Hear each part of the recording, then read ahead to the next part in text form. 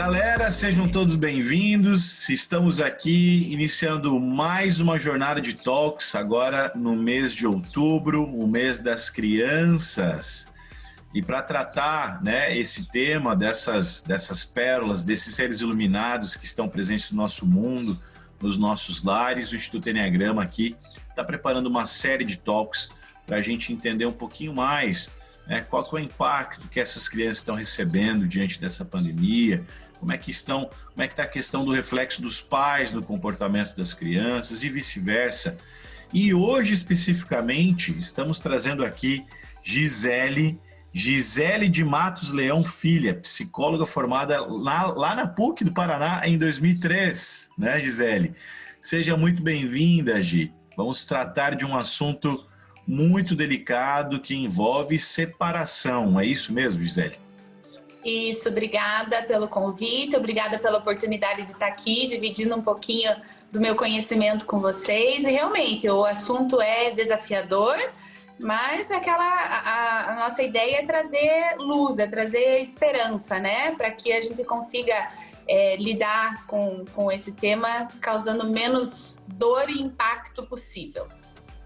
Beleza, Gisele, obrigado, gente. Olha, a Gisele, ela é pós-graduada em gestão em saúde, tem especialização em atendimento infantil e familiar pelo Intercef do Paraná e é mestranda em promoção da saúde. Então, estamos aqui com a pessoa certa para abordar esse tema, sem contar que também já é enneagramada e tem todo o autoconhecimento emocional aqui. E vamos então, Gisele, falar sobre esse tema um tanto delicado, né? Porque nós sabemos que o término de um relacionamento, principalmente quando inclui as crianças, né, é ainda mais desafiador. É mais desafiador. Como evitar, né, transmitir toda aquela sensação, muitas vezes, de raiva, que brotam em momentos de separação, toda aquela tensão, todo aquele rancor e ódio que muitas vezes pode surgir também. Qual que é o reflexo disso nas crianças? Como é que a gente lida com isso? Vamos dar muita dica prática, né, Gi? Muita dica faz aí. Então acompanhe a gente até o final. Tem muita coisa boa para vocês. E Gisele, para começar, me diga, tá? Na tua experiência, assim, com base na tua experiência e tudo aquilo que você já viveu, quais são os principais momentos, assim, desse processo de separação, né? Os pais estão se separando, quais são os principais pontos desse processo que a gente tem que ficar atento, na tua opinião? Então, eu gosto de começar a falar sobre esse processo trazendo à tona a ideia de que as pessoas casam não pensando em se separar, muito pelo contrário, as pessoas casam e elas idealizam um tipo de casamento, idealizam um tipo de relacionamento. Então eu costumo dizer assim que eles constroem o seu castelinho, né? Vamos dizer lá, o seu castelinho Disney sobre aquele casamento. Lógico que dependendo do tempo de relacionamento que tem antes do casamento, isso vai se moldando e vai amadurecendo com o passar do tempo, né? Então, aí, de repente, quando casa, já tem mais uma noção de realidade. Então, assim, cada caso é um caso, né? Aqui nós vamos falar de uma forma mais genérica, vamos falar assim, e vamos situando, então, aí as pessoas e elas vão vendo se vão se identificando com o processo. Então, quando a pessoa casa, ela tem aquele sonho de viver uma vida para sempre, né, com aquela pessoa, de construir uma família e tudo mais. E quando as coisas começam a desmoronar, vamos falar assim, a primeira emoção, a primeira sensação que vem é a frustração. É a frustração de não ter conseguido lidar com aquela situação como gostaria.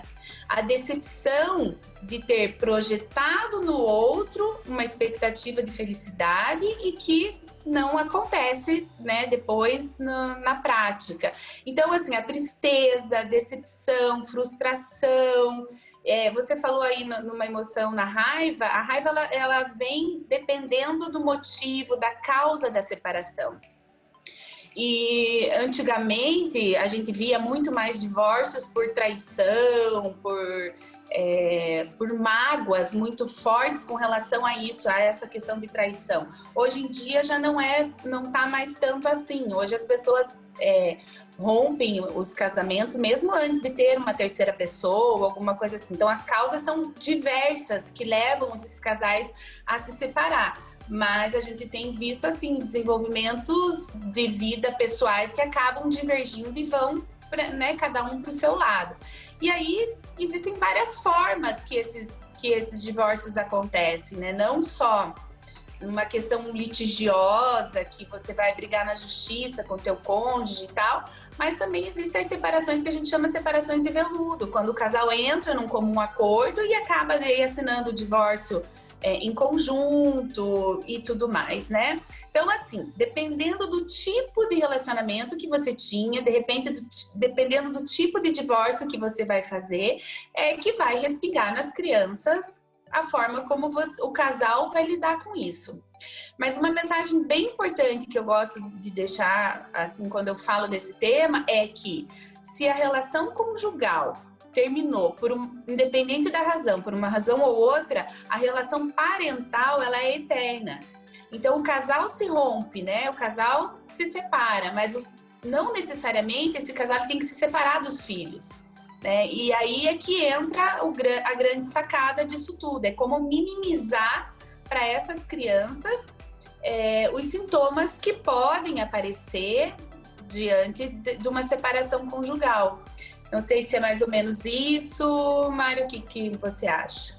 Perfeitamente, e com base nesse processo todo, né, é claro que os pais, né, adultos, né, já vão lidar com a situação de uma forma adulta. Mesmo assim, já é difícil para um adulto ter que lidar com um processo como esse, por envolver uma série de sentimentos, como você colocou aí, as frustrações que surgem a partir disso, né? Por ter uma vida idealizada, por ter um projeto junto com o outro, e isso tudo desmoronar. Eu fico imaginando aqui, Gisele, como é para a criança ver tudo isso, né? Como é que ela enxerga esse processo de separação? Geralmente, como elas vivenciam, o que elas sentem? O que você tem percebido com relação a isso, Gisele?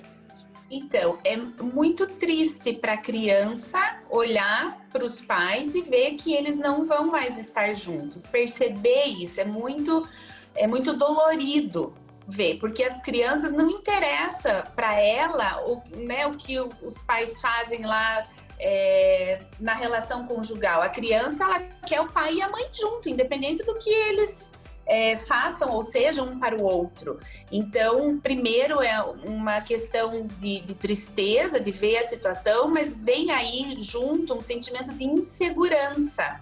É como se você tirasse o chão da criança, né? E ela pensa, meu Deus, e agora? O que eu vou fazer? Com quem que eu vou ficar? Quem que vai cuidar de mim? Será que vão me abandonar? Será que eu vou ficar sozinha?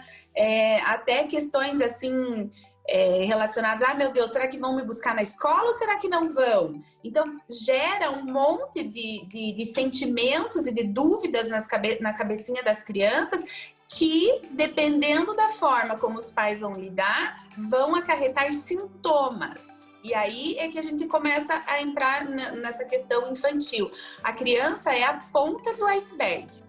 Então, é lá que vai aparecer, muitas vezes na escola, muitas vezes nas relações sociais da criança, e aí essa criança ela vai começar a demonstrar através dos seus comportamentos ou até mesmo sintomas físicos, coisas que ela não tinha antes, né? Como por exemplo assim, antes ela conversava bastante e de repente começa a ficar mais reservada, mais tímida, mais no cantinho, começa a roer unha, né? Começa a não querer ir brincar lá fora, começa a querer ficar mais no quarto, ou dor de barriga, dor de cabeça, insônia, enurese, ecoprésia, xixi na cama, o cocô, começa assim, tudo vira um sintoma realmente e que ela começa a desenvolver e a demonstrar isso. Então, nesse processo, a dica é para que os pais fiquem alerta, Aquilo que as crianças não faziam antes e começam a fazer é um sinal de que algo não está legal e que algo precisa ser revisto e conversado. Perfeitamente, Gisele. E a gente pode afirmar que as crianças amplificam esses sentimentos, visto que elas muitas vezes, né, não têm autoconsciência, não têm um autocontrole para lidar com aquilo tudo. A gente pode afirmar que se reverbera de forma muito mais forte nas crianças, Gisele, esse processo? Sim, a criança ela não tem repertório emocional. Dependendo da idade que ela tem, ela não tem conteúdo interno para expressar o que ela sente, para expressar em forma de palavras.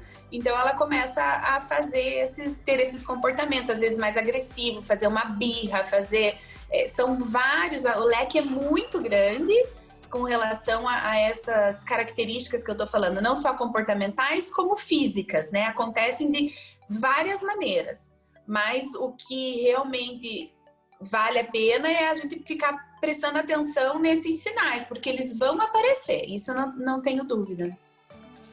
Perfeitamente. E me diga uma coisa, no caso de adolescentes, Gisele, né, indivíduos na pré-adolescência ou já no final da adolescência, já tem uma estrutura, uma consciência um pouco maior, como é que você percebe essa reverberação neles?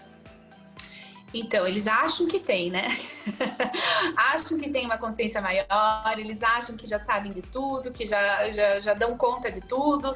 E, assim, o que eu tenho visto agora, Mari, assim, já tá bem desafiador a gente educar em conjunto, né? Um casal, vamos dizer assim, já tá bem desafiador. Nós estamos vivendo um momento de busca de um novo modelo de educação. Aquilo que servia para os nossos pais, para os nossos avós, hoje já não serve mais, né? Essa questão de tecnologia, a velocidade que as crianças têm pego essa jornada que está sendo agora, que é, por um lado, espetacular, mas também desafiadora nesse sentido, porque aí os pais também não estão preparados para lidar com isso, porque não tiveram lá atrás, e os modelos que a gente tinha, talvez hoje não sirvam mais.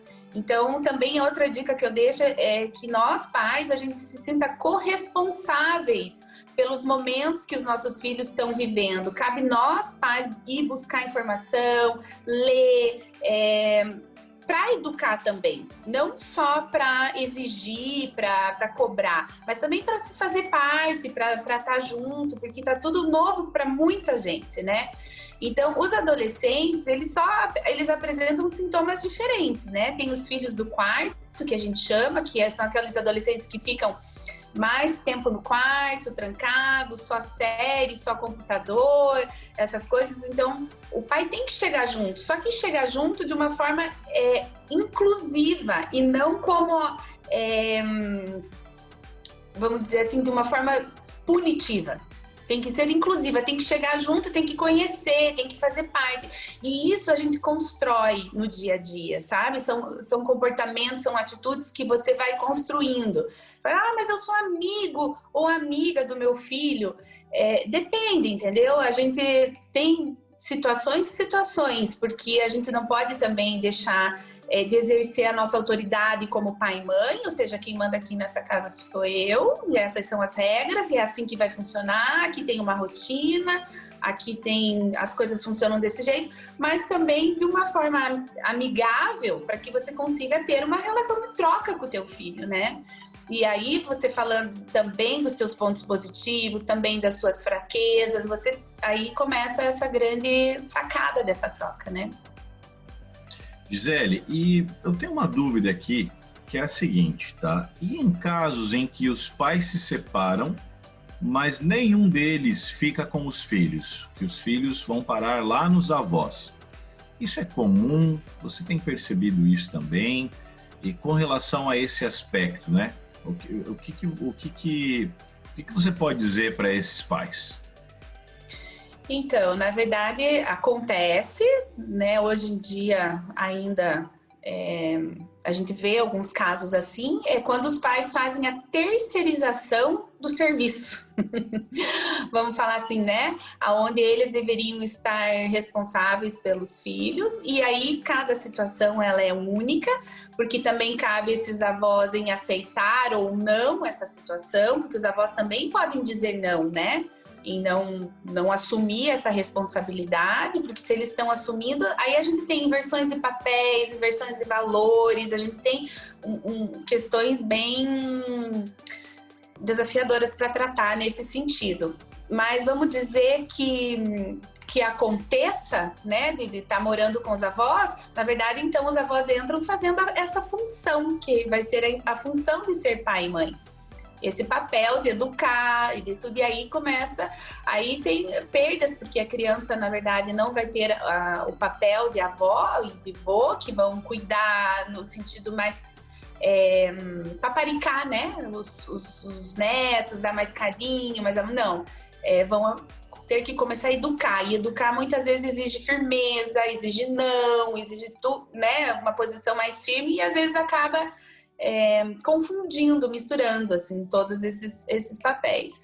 É bom que se a pessoa que estiver passando por uma situação como essa tenha a possibilidade de procurar uma ajuda, uma orientação profissional, né, um profissional capacitado, habilitado, para que faça essa orientação da melhor forma possível. Né? E aí a gente compreende nesse processo que vai ter que desenvolver papéis que não eram para ser deles. E aí tem os ganhos e tem as perdas, né? Com relação a isso. Gisele, muito interessante essa tua clareza. Obrigado por compartilhar conosco com tamanha assertividade. E falando em termos assim de impacto, né? Impacto emocional na personalidade dessa criança, né? Que em um determinado dia vai se tornar um adulto. O que a ciência tem percebido sobre isso? O que você também tem percebido acerca desses impactos emocionais? Então, os impactos, eles vêm às vezes de avalanche, assim, né? Vem com força total. Então, vai depender muito de como a família vai lidar e como a gente vai ressignificar essas dores, porque as dores vão existir, né? Não vamos aqui tapar o sol com a peneira, eu acho que é uma coisa bem pontual, porque é aquilo que a gente está falando, né? As expectativas que foram criadas, as frustrações, e com isso realmente vão vir as dores. Mas aí entra muito essa questão de você, por exemplo, os pais estarem num processo de autoconhecimento. É fantástico, porque quanto mais eu me conheço, mais longe eu consigo ir, e eu consigo lidar com os desafios do dia a dia, com essas diversas formas e maneiras. As crianças ter um acompanhamento profissional também é bacana, de autoconhecimento. Eu acho que hoje a gente tem tantas ferramentas aí, né, para que a gente busque essas soluções. Mas, assim, existem situações que, às vezes, quando o cônjuge, por exemplo, eles já estão separados, vai entrar uma terceira pessoa na relação.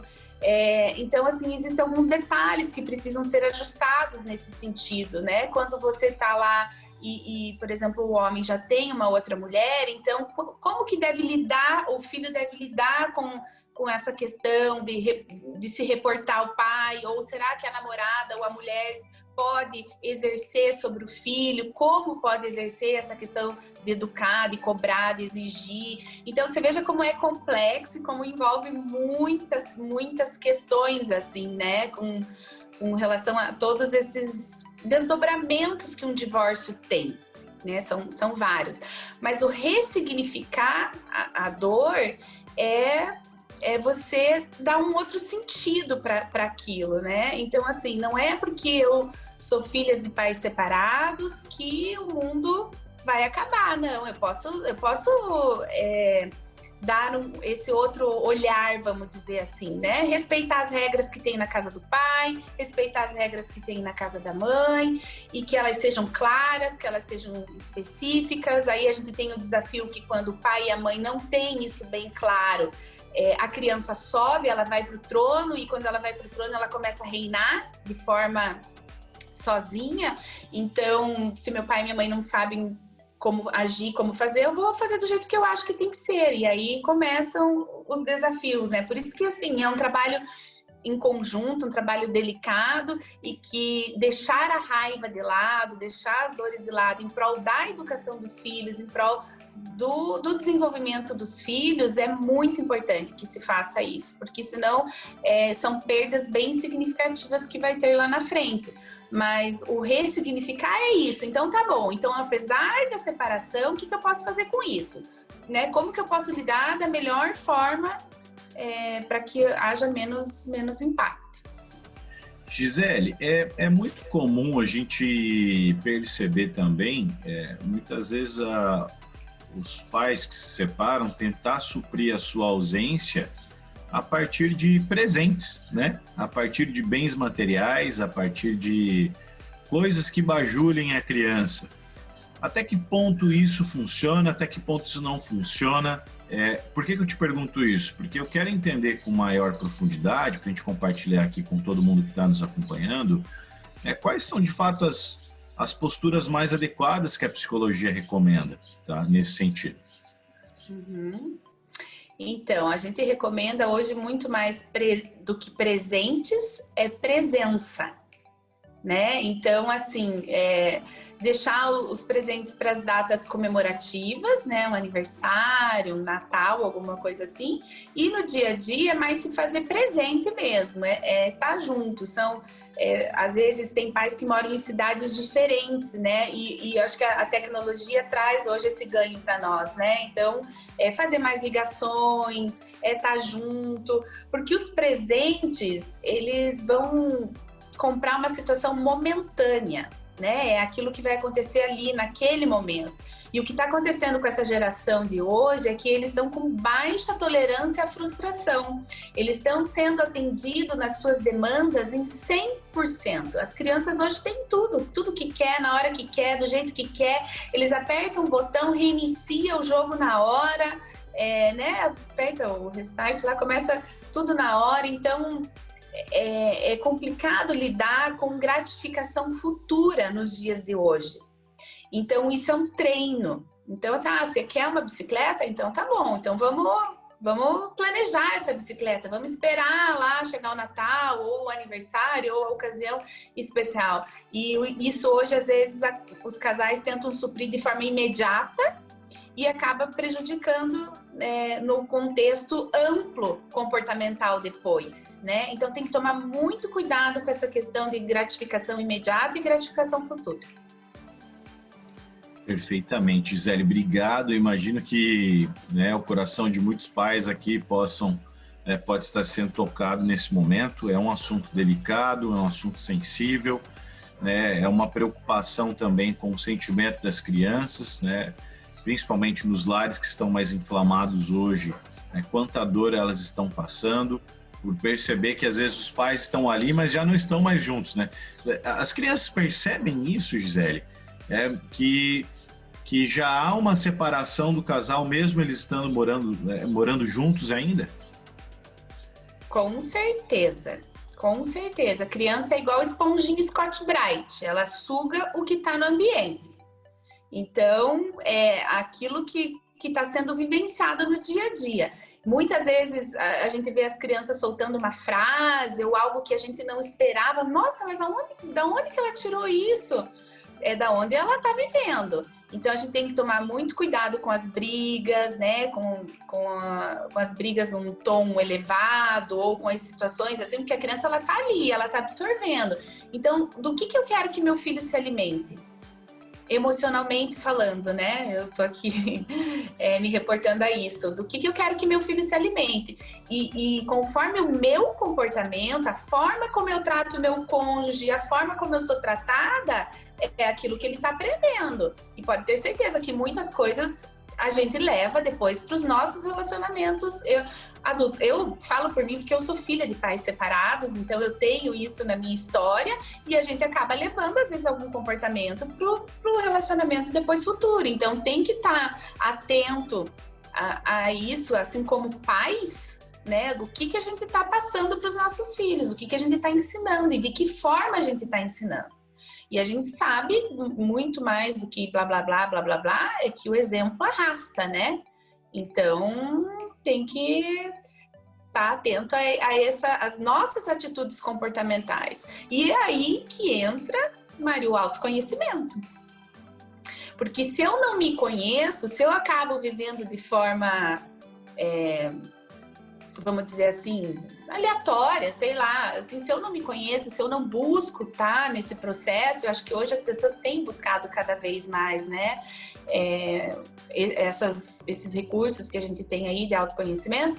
Se eu não sei, eu me perco, é muito fácil se perder, a linha é muito tênue. Não sei se você concorda. Como que você vê também isso? Concordo plenamente. A gente sabe que o autoconhecimento ele vai me trazer, vai me ajudar a me pegar com a boca na botija quando eu estou agindo de uma forma diferente daquilo que realmente eu queria fazer, né? Por vezes, diante, né, dos filhos, estou tendo uma atitude que, pera, se eu tenho autoconhecimento, eu começo a perceber que aquilo é irracional e eu consigo recuar um passo para evitar algo maior, algo muito mais negativo. E aí você falando com base no autoconhecimento, com base nessa consciência, tem algum tipo de prática, algum tipo de acordo que você recomenda para os pais fazerem? Como assim? O que você quer falar? No momento da separação, né? Quais são os tipos de acordos que são fundamentais, né, eles terem claros, assim, diante desse momento? O que não pode passar despercebido ou deixar de ser expressado no momento da separação para que todos os pingos fiquem nos is? Então, eu acho que a gente começa com o comunicado para a criança de que vai haver essa ruptura, esse desligamento.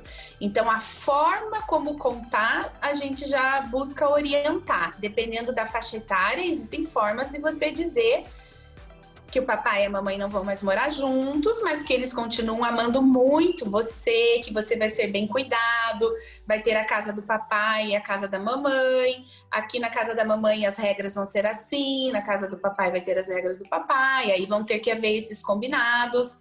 É importante que os cônjuges não interfiram nas regras um do outro, né? Na casa do pai pode comer tal coisa, na casa da mãe não pode comer tal coisa. Então, cada um cuida das suas regras. Não tenho que ir lá e começar a falar como que vai funcionar dentro da casa do outro, né? Então, essas interferências, assim, acabam atrapalhando e confundindo a criança.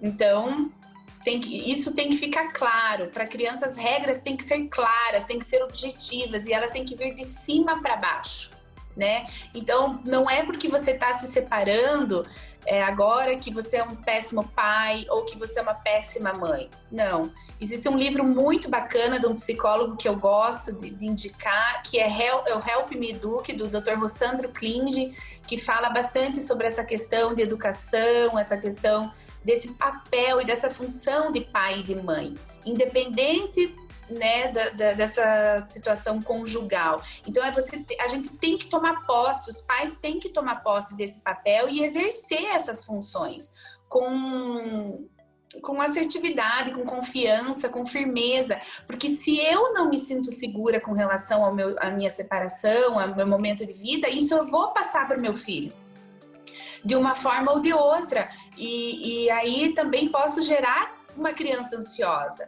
Então, acredite que mesmo separado, você pode sim ser um bom pai, você pode sim ser uma boa mãe. Tem que construir, é um novo papel, é um novo aprendizado para todo mundo. Aquilo que a gente falou no começo, ninguém casa para se separar. Mas depois que acontece, é possível sim. E é possível ter crianças saudáveis, crianças emocionalmente felizes, capacitadas para viver no mundo aí fora. Então, tem sim recursos. Gisele, me veio aqui à mente, né, uma pergunta que é a seguinte.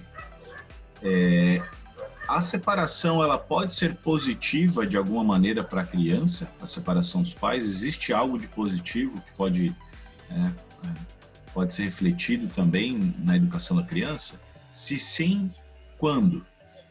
A gente fala que tem os ganhos secundários, vamos dizer assim, né? Porque aí, por exemplo, para a criança, Ele pode ter 2 aniversários, né? 2 bolos de aniversário, parabéns na casa do pai, parabéns na casa da mãe. Eu atendi um paciente essa semana e ele tem 8 anos e a mãe engravidou do atual marido. Então, a mãe tinha um menino e aí casou de novo e engravidou. E aí eu trouxe a ideia para ele de que, tipo assim, o pai da minha irmã, que ele também tem uma relação, tá tendo uma relação íntima também, chama pelo nome, não chama por pai, mas você veja que legal, não são todas as pessoas que têm dupla possibilidade. Então você tem a possibilidade de ter 2 caras bacanas na sua vida, né? Um que é o seu pai biológico, vamos falar assim, e outro pai da Luísa, que é o nome lá, o João, por exemplo, entendeu? Nesse sentido, então assim, você ter 2 possibilidades, 2 pais, 2 pessoas fazendo o papel de pai. Você pode ter 2 possibilidades fazendo o papel de mãe. Então você pode trocar, pode ser amigável essa relação, pode ser carinhosa, pode ter ganhos positivos. E a gente sabe que tem muita madrasta e padrasto que fazem papéis fantásticos, né? Esses nomes eu não gosto muito de usar, madrasta, padrasto, mas enfim, é assim que é no senso comum. Perfeito. Né? Então existem sim ganhos secundários que vai depender muito de como a família vai lidar. Outra dúvida que eu tenho aqui, Gisele, e quando se trata de crianças adotivas, crianças adotadas, né?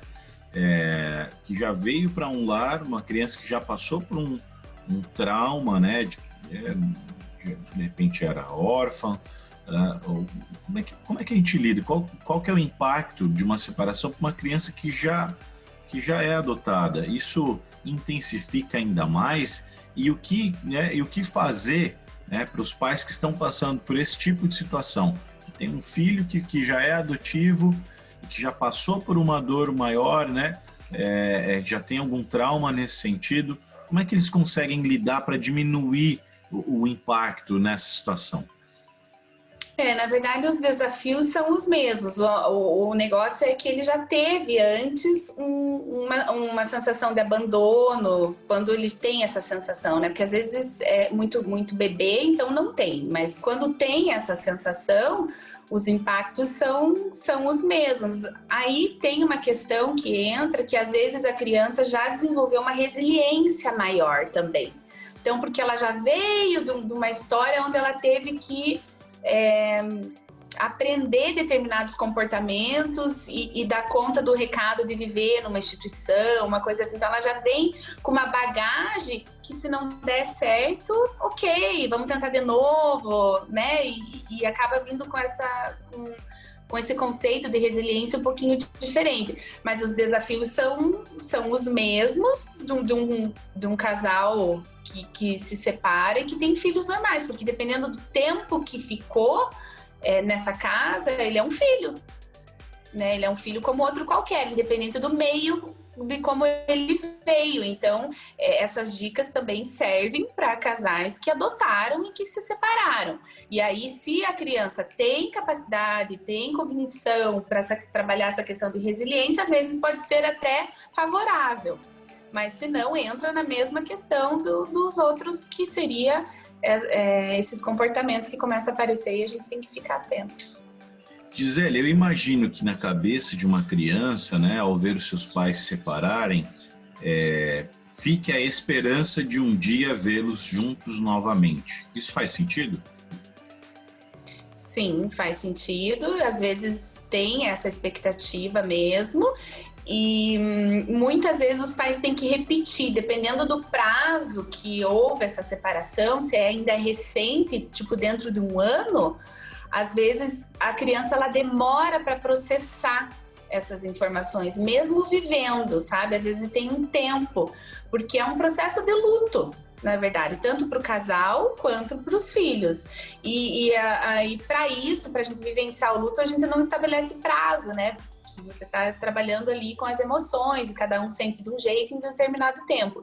Então, já aconteceu, assim, de um casal estar separado 6 meses e a criança começar a fazer perguntas sobre o relacionamento, sobre coisas, depois de 6 meses já vivendo aquela realidade nova. Então, tem esse lapso aí que acontece também. Como não sufocar a esperança, tirar a esperança, né, dessa criança, ou a ponto de que isso a torne um indivíduo que tenha muita dificuldade de lidar com essas expectativas, ou melhor dizendo, né, isso não pode criar um indivíduo, formar um indivíduo que acabe se tornando um indivíduo desesperançoso na fase adulta, né? Não sei se me fiz claro aqui, José. Como lidar com isso? Porque eu fico imaginando que é muito dolorido. Eu tenho a esperança de que podem voltar, de que pode dar certo. Me tiraram essa esperança, né? Como lidar com isso? Então, isso são questões bem profundas, assim, que você está trazendo agora, sabe? Realmente, você entrar numa questão de esperança. O filho cabe aos pais a lidar com a verdade, com os fatos. Sempre com o pé no chão, daquilo que realmente está acontecendo, porque senão também vira um pouco de egoísmo, né? Você criar uma falsa expectativa, uma falsa esperança dentro da cabeça da criança por parte dos pais. Agora, quando a criança tem, mas um dia, quem sabe, aí essa criança precisa trabalhar isso, né? E para isso, hoje tem os psicólogos especializados nisso, em atendimento familiar, em atendimento infantil, capacitados para atender, porque são tratativas que vão refletir na autoestima, na autoconfiança, vão refletir em outros comportamentos. Então, são questões que precisam ser tratadas daí, quando ela vive fora da realidade. Aí precisa ser de um acompanhamento mais próximo junto a essa família ou a essa criança. Gisele, e quando o casal já se separou emocionalmente, tá? Estão vivendo em atrito, convivem ainda no mesmo ambiente, mas utilizam a criança como escudo para evitar a separação, né? E às vezes até jogando a criança contra um lado, né? Ora joga contra a mãe, aí a mãe, né, joga contra o pai. E aí, como é que fica diante dessa turbulência? O que você recomenda? Então, infelizmente, isso que você trouxe é o dado que a gente tem que mais acontece, usar a criança como instrumento de comunicação, muitas vezes, para agredir um ou outro. O que os pais precisam ter em mente com relação a isso é que eles não estão fazendo mal para o cônjuge. Fazendo isso, usando a criança para fazer isso, eles estão fazendo muito mais mal para a criança do que para o próprio cônjuge. Né? Então, é uma forma quase que, infelizmente, assim, maquiavélica, né? Vamos falar assim, de usar uma criança a seu favor, para agredir o outro. Então, isso é muito triste e isso causa danos sérios e danos graves no emocional da criança. Então, a gente orienta para que não façam, para que não hajam isso, que se for para colocar uma terceira pessoa como mediador dessa relação, que não seja os filhos.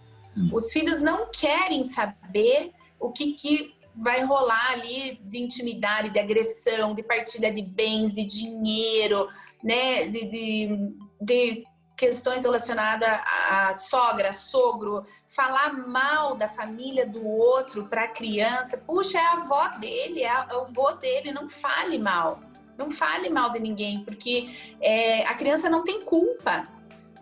Essa é uma questão, a culpa é um termo que a gente até esqueci de falar, mas a culpa é algo que aparece bastante nisso.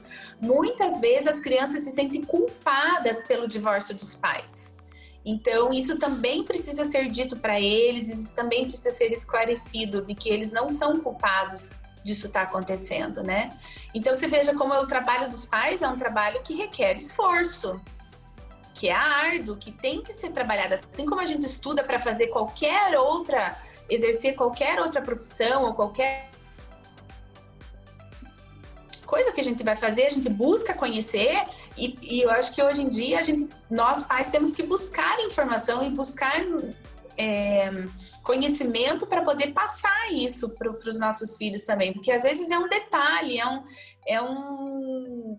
uma palavra que você diz, um rótulo que você põe no teu filho, que isso vai ser carregado para o resto da vida, que depois fica mais difícil, né, de tratar.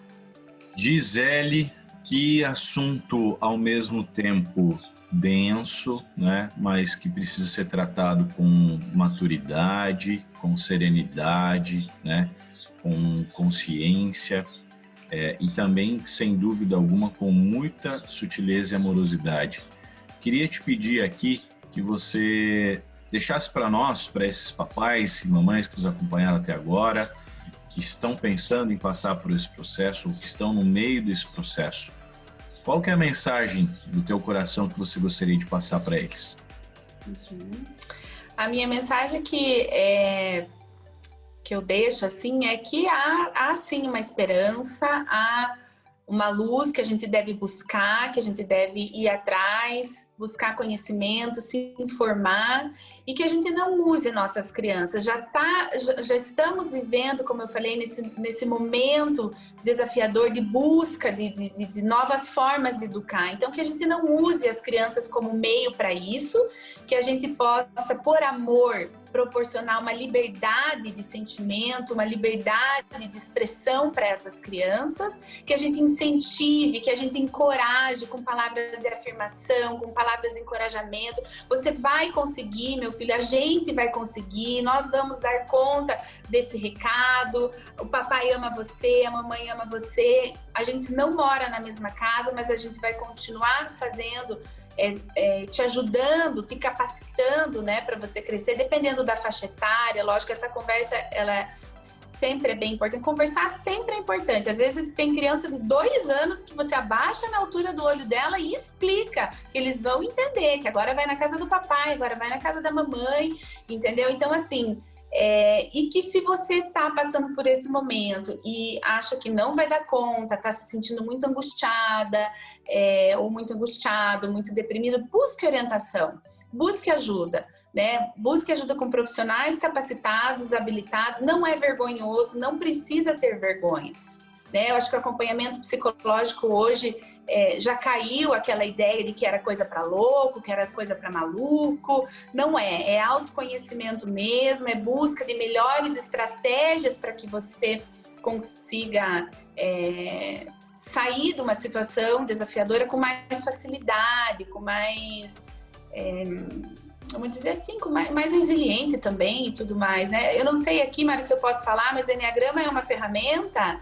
que ajuda bastante nesse processo, sabe?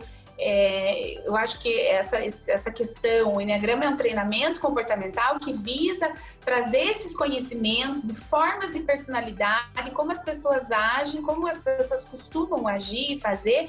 E aí, quando eu tenho esse conhecimento, eu sei lidar mais com isso.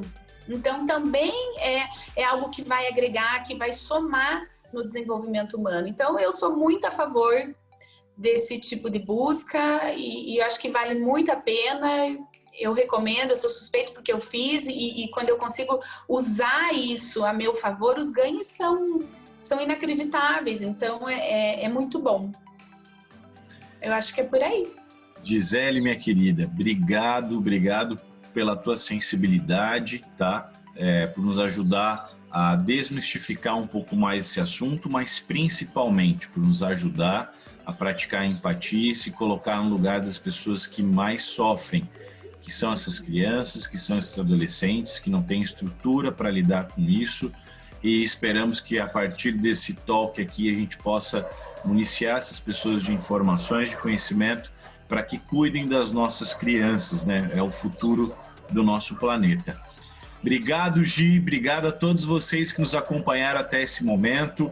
É isso, gente, os talks de outubro vão abordar este tema maravilhoso, que são as crianças, né? As crianças, o como elas estão enxergando o mundo, o quanto elas precisam do nosso apoio, o que nós precisamos fazer para cuidá-las de uma forma cada vez melhor. Obrigado a todos vocês, nos encontramos na próxima terça-feira às 13 horas. Beijo no coração. Obrigado, Gi. Obrigada, tudo de bom para você. Até mais.